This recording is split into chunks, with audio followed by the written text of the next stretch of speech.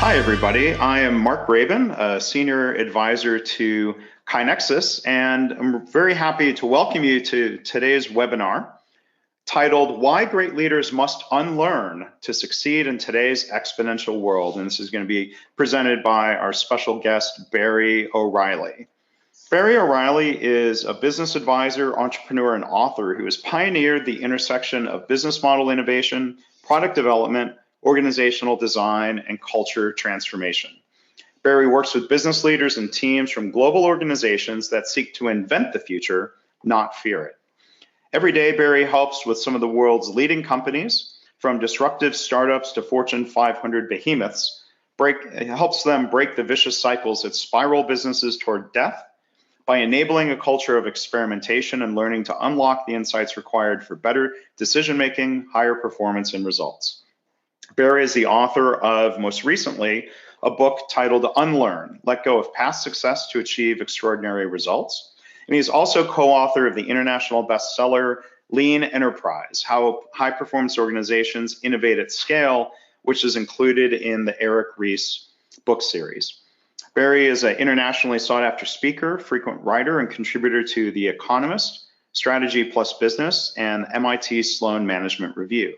Barry is faculty at Singularity University, advising and contributing to Singularity's executive and accelerator programs based in San Francisco and throughout the globe.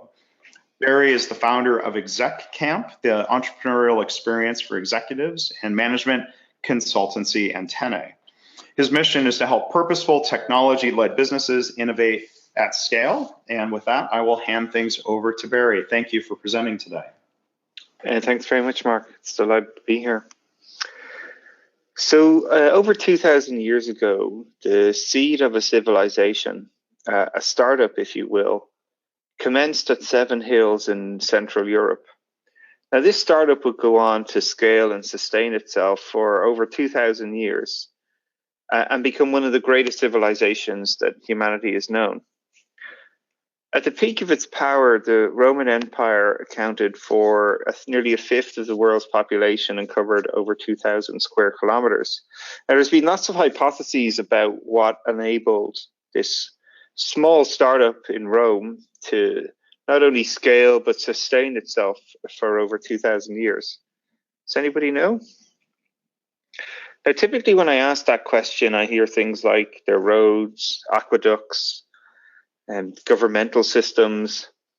But the leading hypothesis actually that people believe as to what helped Rome grow, sustain, and scale itself for so long was none of these. The interesting part is that as soon as the Roman Empire, when they conquered or incorporated new countries, as soon as they found practices that were better than their own, they let go of their existing practices and incorporated those new practices into their systems of operation. So in essence, they had to let go of what made them successful in the past to continue to achieve their extraordinary results. They had to unlearn. Now, this idea of unlearning is not necessarily something new. In the sort of mid-90s, Peter Singh wrote the seminal book, The Fifth Discipline, which sort of launched the concept of learning organizations and systems thinking in the business industry. And hundreds of executives were flying to high prestigious universities and spending weeks in classrooms learning how to become a learning organization. And it was the vogue idea of the time in the 1990s. But while everybody was interested in understanding that learning was in part of becoming a great learning organization, there was a sort of another idea that was equally important, but most people seem to miss. Bo Henley was one of the first people to describe that while learning is important, we also need to develop the skill to continuously unlearn. Because as knowledge grows, it also at the same time becomes obsolete as reality changes. So really what we need is not just a system that allows us to acquire new knowledge, but also discard obsolete or misleading knowledge that is no longer relevant, to constantly adapt to the changing situations that we're in. Now, this was written in 1981, but when you look back at the type of companies that were leading the world then, Even 10 years later, we sort of had this stagnant set of organizations, the big companies would build big business models with moats around them to protect them. Even when people were becoming these learning organizations, and still, even 10 years after that, very little had changed. It was still very much about how big you could get and how much you could own.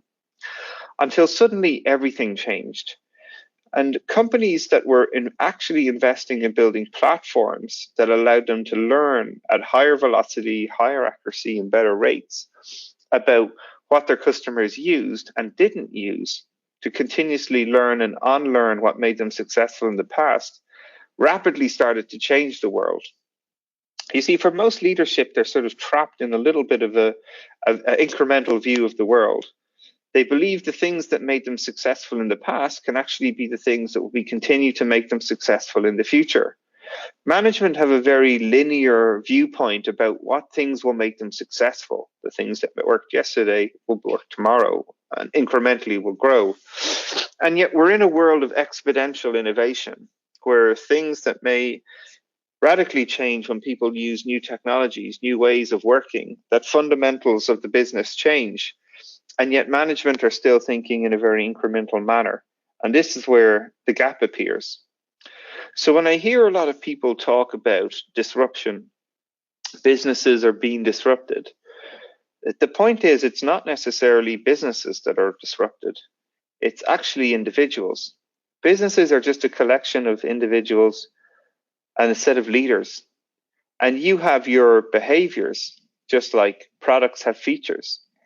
And if you're not continuously innovating your product features or your own behaviors, you're going to get stuck using features that nobody uses anymore, that are irrelevant or outdated. As the context changes, the situation changes, the world changes.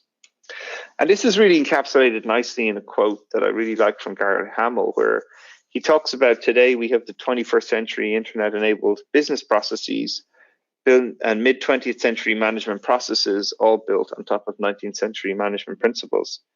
We're failing to unlearn. Technology is changing and radically shifting the way that we can solve customer problems, yet most people are still grounded in the industrial era of managers telling employees how to solve problems, not letting technology allow people to connect with customers and solve the problems customers tell you they have. So often when I talk about this concept of unlearning, most people get quite upset and they push back and say, so you're telling me everything you know that I know is no longer relevant? And nothing could be further from the truth. Now, the way I describe learning, unlearning is like this. It's the conscious act of letting go of outdated information and actively engaging in taking in new information to inform effective decision-making and action. So it's the concept here is that you need a system to continuously recognize what behaviors are working for you and driving the outcomes you want, and what behaviors are obsolete, no longer useful, and should be let go to make space for new behaviors to come in. Now, this is really interesting to me. I coach, as Mark talked in the intro, I work with a lot of scaling companies here in San Francisco and also coach a lot of executive teams and global corporates throughout the world. And what I was finding was their ability to learn, and learning is tough, it wasn't the limiting factor in achieving higher performance. Really, it was their inability to let go of what they viewed as behaviors that had made them successful to date and unlearn that was holding them back. So it got me interested about how I could create a system to help people continuously experiment with new behaviors and adapt their behaviors to the outcomes they were aiming for. And having coached hundreds of executives through this process, I developed a cycle that I call the cycle of unlearning. And the idea is that, first of all, you have to recognize that you need to unlearn. Recognize that there's an outcome that you're trying to achieve, and your current behavior, thinking, methods, strategies are not actually driving that outcome, and you need to unlearn. So really, to get good about describing the outcomes you're aiming for, crystallizing them, and then thinking, maybe there's a better way. Another reason you might recognize you need to unlearn is that you're not achieving or living up to the expectations that you have of yourself, that you're struggling with a problem or tried all the methods you know and still not got the results. They're all sort of signals that it's time to unlearn. Then the next step is to relearn, is after you've defined the key outcome that you're aiming for, is create a safe environment where you can experiment with lots of new behaviors to see which work and which don't. Try and drive the outcomes that you want based on the new behaviors that you're experimenting with. And then the final step was this idea of breakthrough, to sort of reflect on the results that you're getting from trying to relearn new behaviors or let go of existing behaviors, and using the data that you gather from applying those new behaviors to see if it's driving the outcomes you want. And what I constantly found is that while this wasn't sort of a one and done process, it was actually a system to continually allow people to adapt their behavior. And actually, it became a virtuous system. The more you continually started to change your behavior and recognize the benefits of new behaviors or also letting go of existing behaviors, it became an accelerant, compounding people's ability to grow their adaptability to changing conditions. So this got me very excited because we're definitely in a world today where we constantly have to transform. But the problem, what I constantly saw with for a lot of leadership teams, is that they would tell people that you need to transform, but not themselves. And even the way that we tried to transform organizations was flawed. Rather than trying to start these innovation projects on the edge of organizations, big, complex, adaptive systems that organizations are, I thought that if I wanted to influence those systems, those large, complex systems of organizations, I really need to focus my attention on the nodes that had the most influence on that system. And that caused me to start a company called ExecCamp. Now, the goal of ExecCamp is to launch, I get executives to leave their business with the goal of launching new businesses to disrupt their existing business. And as a part of going through that process, disrupt their sort of calcified behaviors and thinking by experimenting with new technologies, tools, and techniques. Now, most of the time when I tell people that I have executives leave, in some instances, up to their company for 2 weeks, people say that they wouldn't know how it's possible. Couldn't be possible. And I always, the typical reaction I get is something like this, a pure shock. But I always say to people, don't worry, I've got a diagram that wiggles and goes up to the right, so everything's okay. But really what I've found from going through this process of actually creating an experience for people to not only immerse themselves and ideate and innovate to drive impact in their company and scale it out, that there's a couple of characteristics you got to cultivate within yourself if you're going to unlearn. The first one is curiosity. And what I mean by this is curiosity is the idea that how open are you to new information? The new information that essentially conflicts against your existing mental models. Simple example might be, when's the last time you asked someone on your team to perform a task that you've completed before? And their initial approach was to solve it in a radically different way than you would have solved it. Did you stop them and say, that's not the way to do it, you need to do it this way? Or were you curious to understand why they tackled it in a different way? It gives you a sense of how open are you to seeing how new information could be done. Ownership is the second point. So when you're struggling and not achieving the outcomes that you want, what's your natural reaction? Do you point the finger at other people, say that they need to change? We'd be successful if that other team just did what I wanted them to do. See, ownership is about owning the results and recognizing that if you want to change the results, it's up to you to change your behavior to drive those outcomes rather than blaming or pointing fingers at other people. Commitment is the willingness to try new things. You're going to have to work in ways that are different, that you're not used to. So you need to commit to a deliberate practice of experimentation to continuously try things that aren't natural to you and grow. And that means that you're going to have to get comfortable with being uncomfortable. You know, all our growth, all our impact, all the great progress steps we make happens when we're just on the edge of our comfort zone, a little bit like our feet just touching the bottom of the beach when we're floating out in the water. That's where the magic happens. But the way that we make it safe for you to be curious, take ownership, commit, and be comfortable with being uncomfortable is we continually make it safe to fail, safe to experiment, safe to succeed by thinking big, starting small, and creating fast feedback loops that allow us to learn quickly if what the experiments we're running are working or not working. So what I thought I would do today is to share some examples of areas where I've worked and I've had to learn how to unlearn and coach people through that process.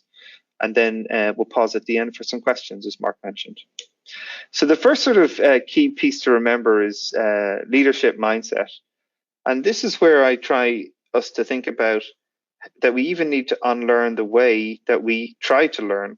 Now, one of the biggest problems at the moment is currently for any new organizations or individuals, when they want to learn something, they're typically sent off to a very prestigious education, university, or some mentoring system where they're sat in a room for 2 days and talked at.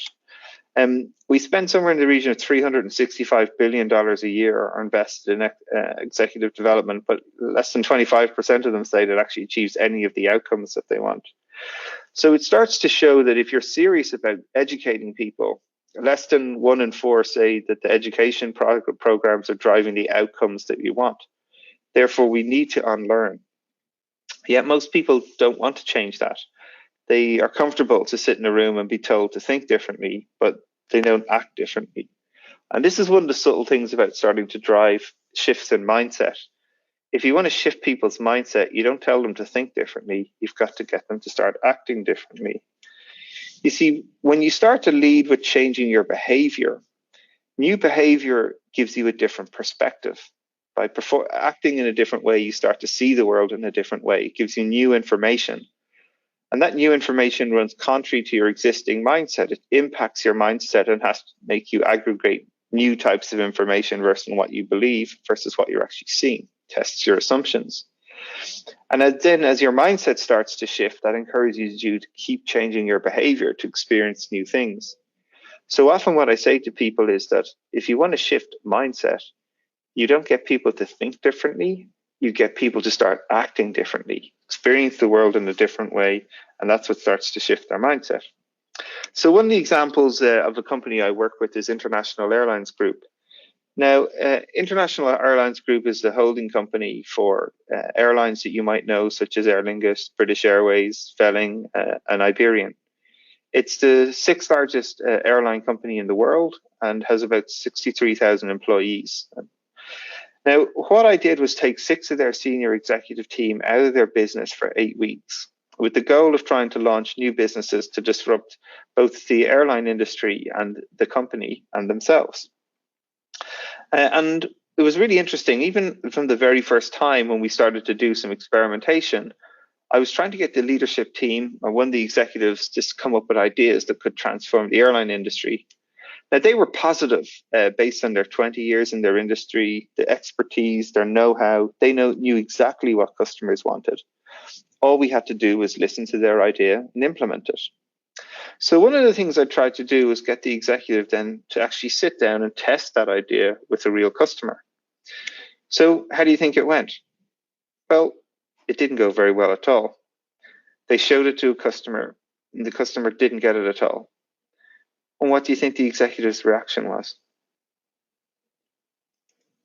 Well, it was the wrong customer. Go get me another customer. So we sort of went through this cycle about 4 or 5 times where I was constantly sitting down with an executive as he was trying to push his ideas onto the customer. Based on his experience, his expertise in the industry, he knew the answer. And yet no customer could understand the solution he was putting forward. So I sat down after we did this a couple of times. And I asked the executive to sort of reflect on the results they were getting. Very quickly he said to me, I figured out what the problem is. It's not the customer. It's me. It's the idea. So instead of pushing my ideas onto customers, I should be pulling my information from them. So next time he ran the experiment and customers said it stuck, he was like, that's great. How can I make it better? Now, this was really interesting for an executive like that because it reactivated his curiosity. He actually realized that his expertise was a limiting part of his idea hypothesis. And he started to see lots of his assumptions about how businesses worked really as hypotheses to be tested as quickly and cheaply as possible. And that executive went on to be one of the best experimenters I think I ever worked with. He started running all sorts of experiments around his business and encouraging his teams to start to do that. The sort of culminating force was, I think about 2 months after the program, he sent me an email where one of his team members had came into his office and said, I need you to sign off this new product we're going to launch. And his response was, why are you asking me to test it? You should be out in the airport getting our customers to test it, get them to sign it off. It showed this sort of mental breakthrough that they went through, achieved, and then how they also propagated that breakthrough virtuously and scaled it out across their organization. Now, while the innovation at IAG, or the 8-week program, the exec camp we did was phenomenal. We came up with the first identity management system for blockchain. We created processing systems of customer complaints that used to take months and minutes. A lot of the ideas that came out of the program, we thought we could just push them back into the company and expect teams to pick them up. But that just led to a disastrous scenario where we essentially took a whole load of money and just burnt it on the runway. Now, these teams already had their own ideas about how to innovate the organizational business. They had no capacity. They were already fully loaded with the things that needed to be done. So we still made the same mistake of trying to push ideas into the company rather than on our customers, rather than pull ideas. But there was an interesting way that we also unlearned that. We recognized that there's other ways that we could try and innovate within organizations and not try to push ideas onto the company. So IAG came up with this idea of Hangar 51, which was the first venture capital firm ever to be created in the airline industry. And what they would do is start to make their assets available to startups, where startups could actually use the data and skill and resources that the airline had, and then build their own products and services on top of it. Getting the best capabilities from startups, using the best capabilities from scale-ups and enterprises. And as a result, IAG would take a stake in the organization and help it succeed. So there was all sorts of interesting ways of unlearning that would start to happen in IAG to drive these amazing business results. And Stephen Scott, who was the Chief Innovation Officer for IAG, but now runs their Avios loyalty program, would continually say that when 97% of people say that you should stop doing what you're doing, that's when the breakthrough is just about to happen. And you actually need to increase your velocity of experimentation rather than try and stop to get the breakthroughs that you need. So one of the interesting parts then again about this idea of expertise is we need to unlearn being a know-it-all and actually relearn how to become a learn-it-all. One of my clients is a really well-known phone manufacturer, and they had a business strategy that the leadership team were rolling out across their organization, and they were convinced, having their 20 years in the industry, that the strategy was perfect. It was going to work excellency, and they couldn't understand the results that they were getting. So one of the things I constantly try and do with leadership teams is I'm trying to create scenarios where they can safely test their assumptions about how products and services are operating. There's a really interesting show I think some people might be familiar with called Undercover Boss, where people who are in the leadership team of companies are about to become a senior leader act as if they're an employee of the company, unbeknownst to all the employees of the company as they go around and interview them. So I created this scenario where 5 of a senior leadership team of this company, I gave them a credit card loaded with enough that they could sign up for their own service and under the terms of the service that they were offering. So they said that they could connect any company or any person in under 2 hours to their service. So they went out and tried to sign up for their own services. How do you think they got on? Well, the short answer is not so great. Only 1 in the 5 were able to actually sign up within the strategy constraints that they had defined. Another person nearly did it, but 3 failed miserably. Now, initially, when they came back after doing that small experiment, they were quite frustrated. They were angry with the employee hadn't served them right, that the ticketing machine wasn't working correctly. But then this is where I had to push them to own the results. Upon reflection, they realized that the ownership was on them. They were responsible for creating this strategy and rolling it out.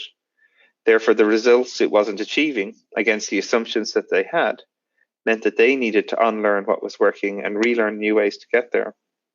But it was a great unlearning moment for a lot of them to try and actually be customers of their own products and experience and find out what assumptions they believed to be true were actually invalid, and then use that as a way to improve their systems of design.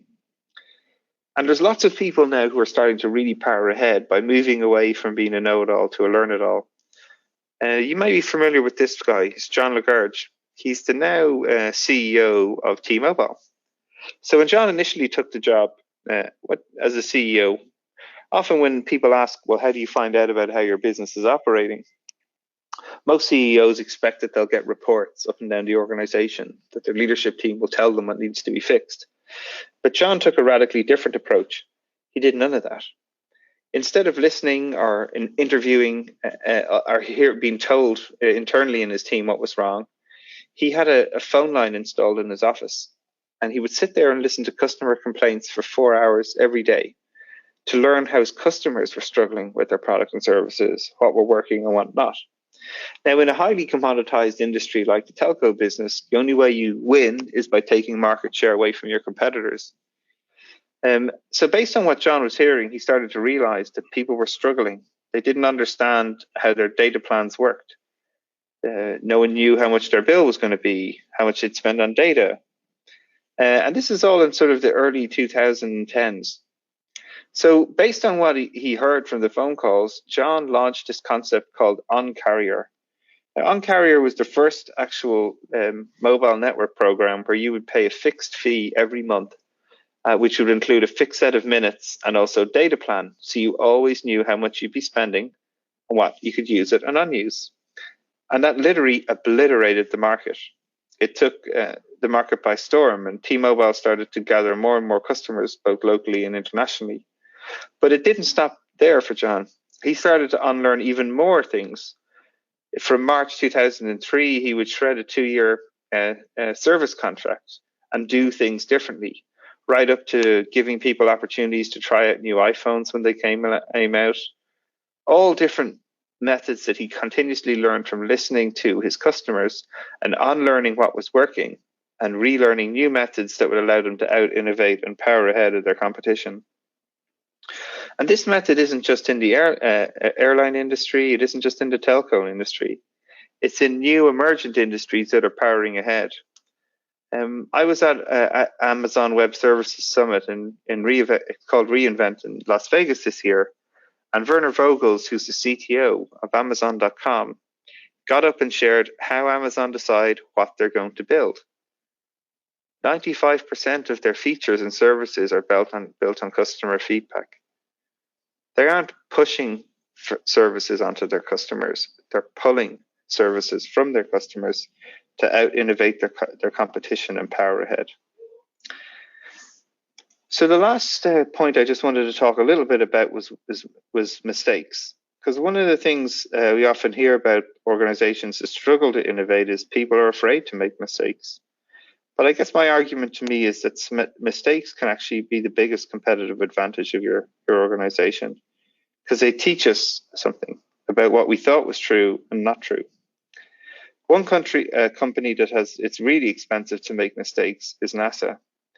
So when NASA launched the Columbia space mission, Challenger, which exploded on takeoff, it was one of the biggest sort of shocks to the US and the world. The space program had been a massive success. So when the rocket exploded on launch, it caused a lot of people to lead to catastrophic failure and loss of life. But the question is that most people within NASA at the time still felt like it was an act of God, that it was something that just happened, couldn't have been planned. So many of the behaviors that had worked in NASA, people didn't really see it as a point that they needed to change until the Columbia disaster, which broke apart upon re-entry.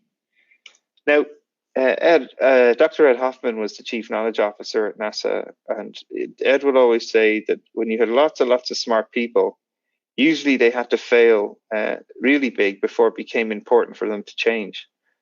And that was a struggle for the organization. lots of people were really smart, so they were used to being right, and they weren't used to sharing mistakes. Now, the powerful thing about mistakes is mistakes are new information. They show you that your assumptions are not what you actually believed. And if you can create systems to easily share mistakes across your organization, actually becomes the ability to help people have the best information to make the best decisions. And there are sort of two ways that you sort of drive this change in organizations. Edgar Stein, who's one of the primary thinkers in organizational thought, talks about two levers that drive people's behaviors.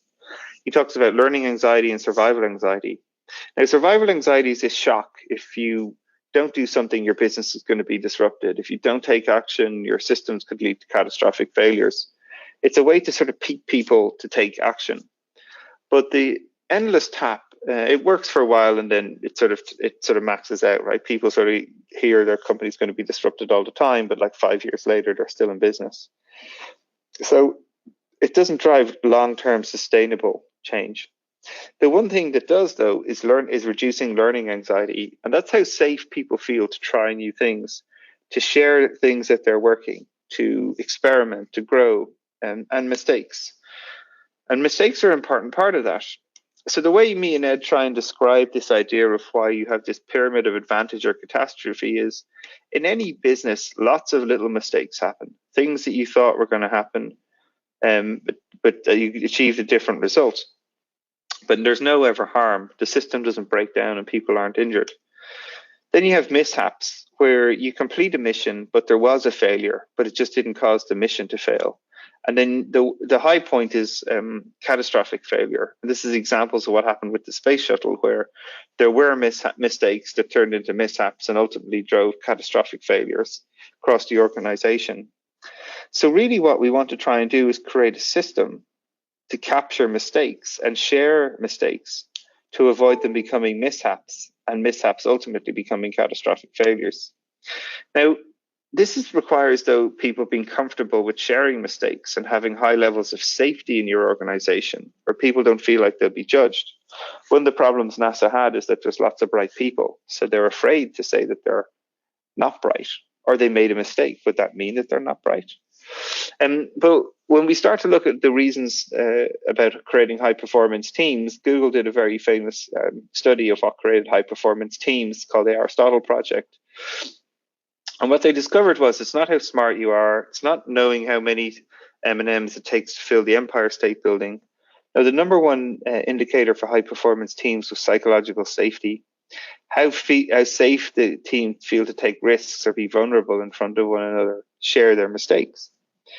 So what me and Ed started to realize is that we needed to create a system that people within NASA could easily share mistakes with one another, so they would stop becoming mishaps and avoid catastrophic failures. Now, to change the culture of organization is hard. You have to get down to specifics. Culture is a very abstract thing. So our first goal was to try and create safety, and then very simply start to share mistakes. So Ed got together the senior leaders of all the different departments.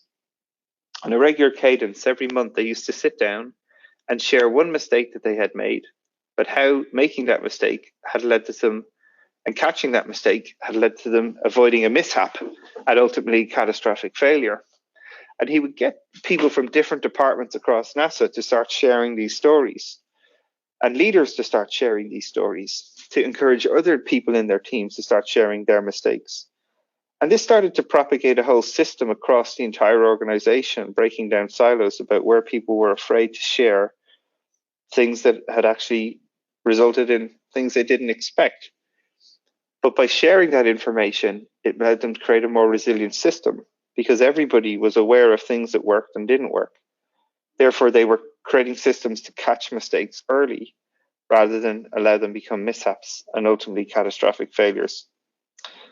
Now, today, most less than 20, I think it's 40% of NASA employees were actually around when NASA had these catastrophic failures with Challenger and Columbia.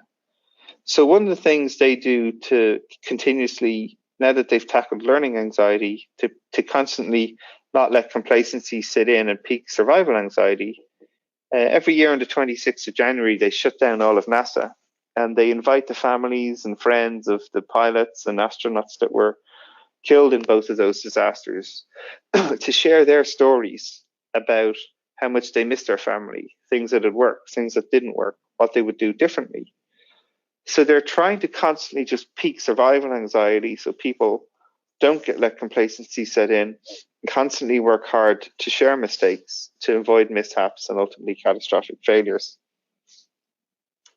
So one of the things I want you to think about at the end of this discussion is, if you're going to try and create these great cultures, if you're going to try and create a culture of learning and unlearning, is you need to think big about an aspiration or outcome that you're aiming for, and start small, and much more smaller than you think, so you can start to unlearn today. So a simple little exercise I ask people to do is this. I want you to think about a current challenge or aspiration or outcome you're aiming for. Write it down on a piece of paper. And then find somebody that you trust in your network, within the organization, within business, and ask them, on a scale of 1 to 10, how well do you think your current behavior is driving you towards that outcome? And they'll score you between 1 and 10. Maybe they say 7. Ask them, what's one thing you could do that would make you half a point better? Just half a point. What's one new behavior you could try, or behavior you could stop? And whatever they come up with, experiment with it. Try it for a week.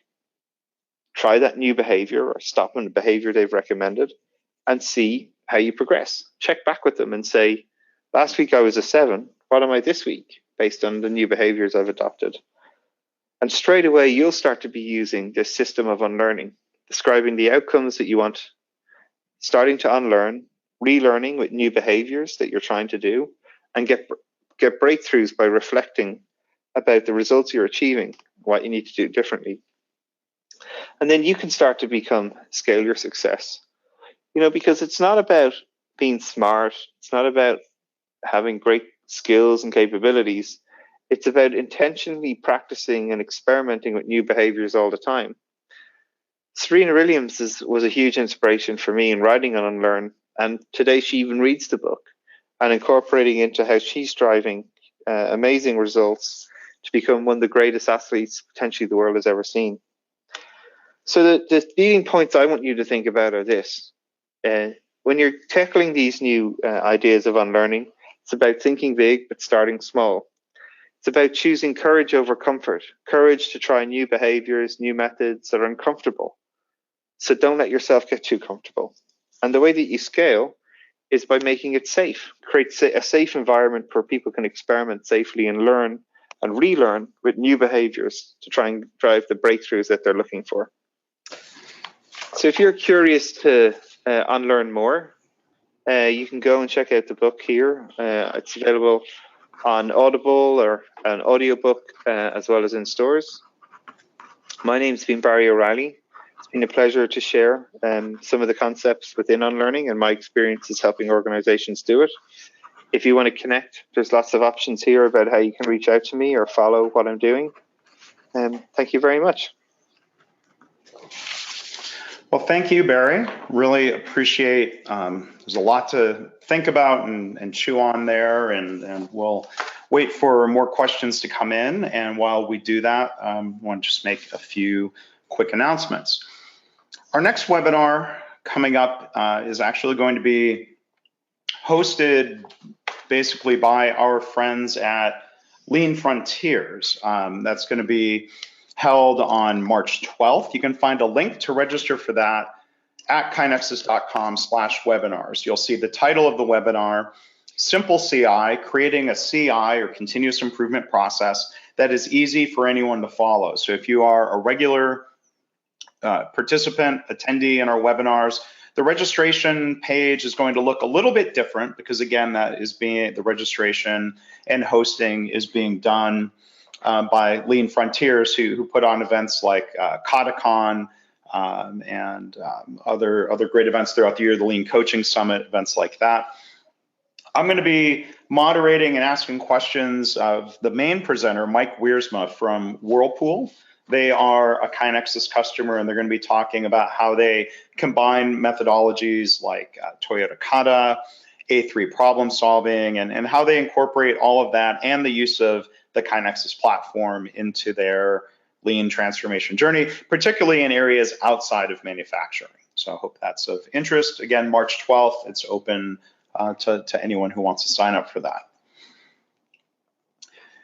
Our podcast series is available. You can find more at kainexus.com/podcast. If you want to revisit the audio from Barry's webinar or check out anything else from our past webinars, you can subscribe via iTunes, Google Play, Stitcher. The full audio of today's webinar will be out in the podcast feed.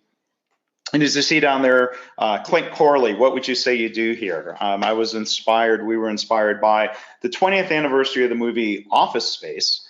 And so we're basically doing a series where we ask people from the KaiNexus team. We started with Greg Jacobson, our CEO.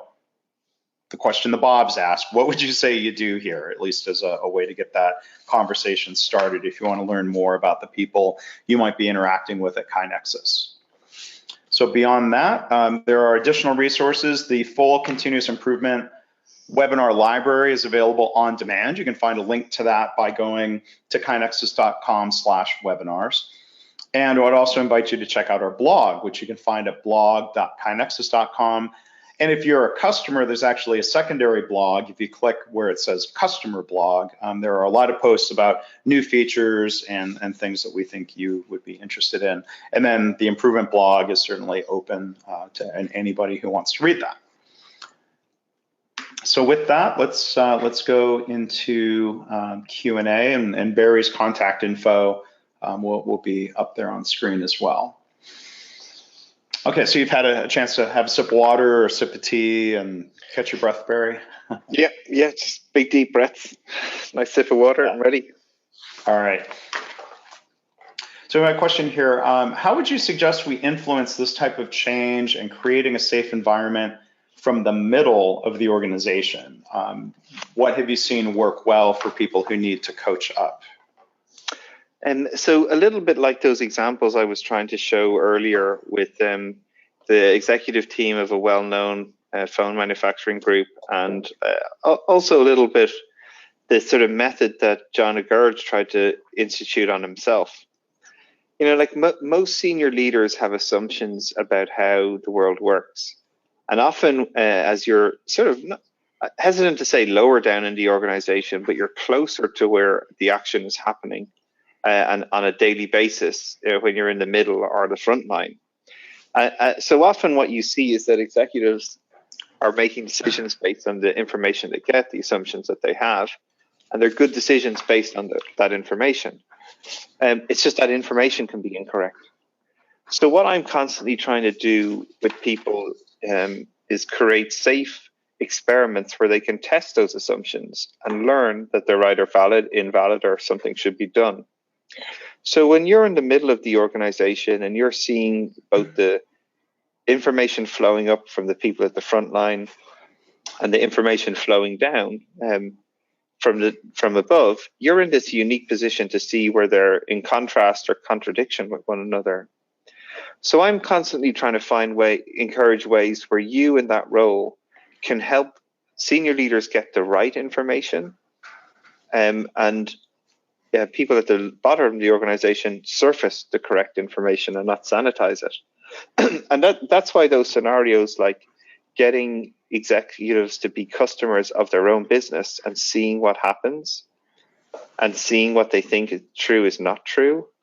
But the way you make it safe is not tell 100,000 people in your company that you're going to get your executive to run this experiment and find out what they think is true is not true. Is you make it safe by you do it small. You create a safe environment where the executive can learn what works and what doesn't. So they're not failing in front of the whole organization, because that drives the different types of behavior. You know, and invariably every time I've created those scenarios where executives can actually learn what's the real information, they're delighted, because then they can make a better decision on better information. You know, and that technique is not new. All these techniques like management by walking around that were instituted in HP, or what Steve Blank would call get out of the building and talk to your customers. They're all simple ways for people to check their assumptions and find out if they're actually true or not, to make a better decision. So I think one of the things I'd always encourage you, if you're in the middle of these organizations, is you do have this unique position to see what's actually happening, the reality versus what people believe is happening. And then how can you create a simple, small experiment where your leaders can actually start to see that real information so they can make better decisions. Okay, here's another question. Since you work with companies of different sizes, do you find that big companies are the ones who most need to make it safe to fail? Is this something that's more inherent in startups? And when in the company's life cycle do startups somehow learn that failure is bad? Well, I don't think this problem is categorized by a startup or scale up or an enterprise organization. Like what I constantly find is if people have mechanisms in place to allow them experiment and recover quickly, whether they get intended or unintended consequences of the experiment, that's what allows people to move fast. So, one of the reasons Amazon, which is a massive company, is able to innovate so quickly is they've invested heavily in technology platforms that allow them to experiment very cheaply. So just to give you a sense, in 2011, Amazon were doing a software deployment every 11 seconds. So that means every 11 seconds, they are learning something new about what works and what doesn't work about their business. They're learning and unlearning. So it means that they can iterate rapidly and also iterate safely. If they make a change that doesn't work, doesn't get essentially they fail, they can make another deployment 11 seconds later and recover from that failure. So it gives you a sense about that creates safety in their technology platforms. It gives them more confidence to make different types of bets. We're in a startup world. Startups might feel like they can go out and they'll talk to customers, any customer, and they're not afraid to put new features out to see if the market likes them or not, because they know if they can iterate fast, it's safe to fail. So I think the thing I would get everybody to think about is when you're designing your experiments, this is why it's important to think big, have a big aspiration or outcome that you're aiming for, but start small. What's the smallest thing you can do to start de-risking that thinking big hypothesis, a small experiment to learn fast if it works or not? One of the things I constantly say to teams is our goal is not to fail fast. It's to learn fast if we have failed or we've been successful. So think about this idea of thinking big but starting small and learning fast about whether you're achieving the outcomes you want or not, and then iterating. Mm-hmm. And I'll just add, you talk about the idea of reducing risk by creating small tests of change and iteration cycles. This is classic Toyota thinking without putting the Toyota wrapper around it, right? If it's absolutely, that's really really powerful stuff. All right. So open-ended question, or let's see. So. Do you have any ideas, maybe from experiences as being a patient, about things that healthcare needs to unlearn? Yes. So I suffer from Crohn's disease, so I'm a regular user of health systems. Okay. And I've had to travel internationally and go through many different systems, both in Australia, Europe, and America. And I think. One of the things that has definitely struck me is I can tell when I'm in a highly siloed system versus whether I'm in a cross-functional system, or where people who are ultimately owning my health outcomes are clear on what's happening to me and making decisions as a team versus making them independently. Mm-hmm. And so many systems I've experienced that. And simple example is, definitely in the US system, what I've been impressed with is all of the information from my blood tests to anything that happens to me is centralized in one system. But the problem is that system is locked into just one supplier. So when I try to have to move to a different supplier outside of the network, they don't get access to any of that information. So they can't make a good decision very quickly. Right. But what I notice when I'm inside a system that has access to my information, they have this holistic view of me, and they can also collaborate much better with people inside that system to make good decisions for my ultimate health outcomes. So it's always interesting to sort of see the sort of unintended consequences and effect of that. And really what I'm finding is the more that you can create this cross-functional breakdown silos within systems overall, right. and allow a cross-functional team of healthcare people understand, especially with my illness, it's not necessarily just a gastroenterologist that's going to fix me. There's dietary pieces. There's people who are monitoring my blood intake. There's my exercise levels. There's lots of things that contribute to my health outcomes. But when you get stuck in the silos, I think you see a lot of decisions that make sense to one individual, but not to me overall for my health outcomes. Yeah, I think that's a long-standing habit. That's not just there are some dysfunctions that are unique to American healthcare, but I think the idea of silos and the need to unlearn what helped clinicians or hospitals become great in the past.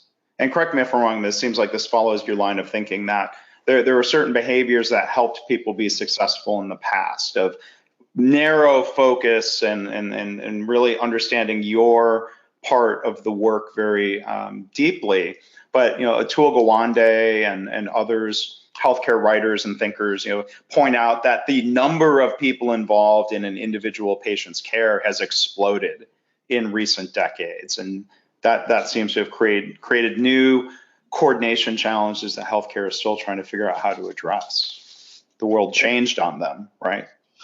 Yeah, it's interesting, and especially someone like me who moves globally all the time, and like my illness is going to move with me, unfortunately. But but like having this idea of when I go into new health systems and how difficult it is for me to transition, and the cost it takes for me to ramp up in a new health system, both energy, financial, you name it, of both of those systems, right? Like that could make like global healthcare more efficient if there was a single view of me, and regardless of where people access that data, that I'm happy to share with them.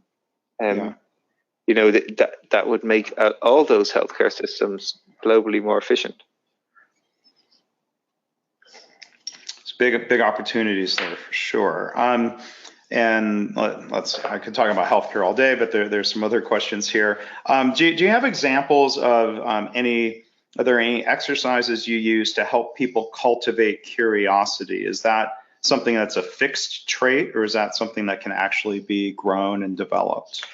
No, this is my top hack for helping you improve your curiosity, and especially if you're a senior leader, right? If you're mentoring or giving advice to people regularly, you develop this behavior to give answers straight away. And really, the question or the skill is to get better at asking questions and then not answering them. And the simple example is this. I coach a senior executive for a really well-known bank, and he's used to constantly, when his teams being in meetings, like all the time in meetings. And I often ask him, like, how effective are these meetings? Do you ever pause to ask that question? So one of the things I got him to institute is at the end of every meeting he goes to, 5 minutes before it ends, I just ask him to ask a simple question. Ask people in the room, what outcomes have we achieved from this meeting? And then for him just to be quiet and then go around the room and hear what people have to say. Because this sort of gives him an opportunity to check his assumptions about, did they understand the message he conveyed in the meeting? Did they achieve the purpose of the meeting? And by letting other people sort of talk and him essentially be quiet or shut up, he gets all this new information. So, what I would encourage you to do, especially if you're in leadership roles, is get better at asking questions rather than telling people the answers. And the way to do that is to find ways that you can ask questions like, did we achieve the outcomes we want from this session? And then be quiet, and then let people tell you what they've taken away from it. And that's a simple way that you can start to be curious in the way that you work. Yeah. I mean, you mentioned Edgar Schein. I mean, I for one, recommend his books, Helping and Humble Inquiry. He's got other books in the series, Humble Consulting, Humble Leadership, I believe is, but a lot of this is really focused on getting better at asking open-ended questions. Yeah, and it's such a powerful skill, and I think even to land the Toyota sort of analogy, like when people pull the Unlearn cord at Toyota, the manager doesn't come over with the answers. They come over with a set of questions to help the employee find the answers. Right. And I think that's again just another simple example of the power of that mechanism. Yeah. So here's another question. Just out of curiosity, when organizations call you in, what are some of the scenarios they ask you about? I'm guessing it's probably less direct than help us unlearn. Yeah, absolutely. No, I think most the reason companies invite me in is they're not achieving the outcomes that they're aiming for. They aren't even clear what the outcomes they're aiming for are. Like they're not living up to their expectations, or they're in search of higher performance, right? And so a lot of my work, a lot of the time, is helping leaders and teams define what great is that they're aiming for, and getting alignment around that, and then teaching them like new methods and new behaviors that they can experiment with to try and drive the outcomes they want, and sort of coaching them through that process, both building a system of accountability, but also giving them some inspiration and ideas that they can try to get their methods, tools, and techniques, much like the examples we shared here today. So that's a very typical way for me to work with companies, and I really enjoy it. Okay, so we're getting close to the top of the hour. Any other kind of final thoughts or tips or advice that you would want to leave the audience with, Barry? No, I just think the one thing I would encourage you after listening to this webinar is like, just pick one thing that you can try and do differently today. Don't like waste your investment of the last hour and just listen to what I've said and say that's great. Try and institute one new behavior that you can experiment with, and that will get you start acting differently, and hopefully you'll start to see a different result, and that will kick you off in your cycle of unlearning. Yeah, and it's classic, I think, time-tested advice. It's easier to act your way into a new way of thinking than to think your way into a new way of acting. So, Barry O'Reilly, really want to thank you for joining us today and sharing thoughts. I encourage people to go get the book, Unlearn. And I would also encourage you again to come register for the next webinar on March 12th. Come learn how Whirlpool Corporation has seen broad support for continuous improvement as the result of using KaiNexus and other great things that they're doing there. So you can find the link to that at kainexus.com/webinars. So thanks to everyone for attending. And again, Barry, thank you so much. Thank you for being here today. Pleasure. Thanks for having me.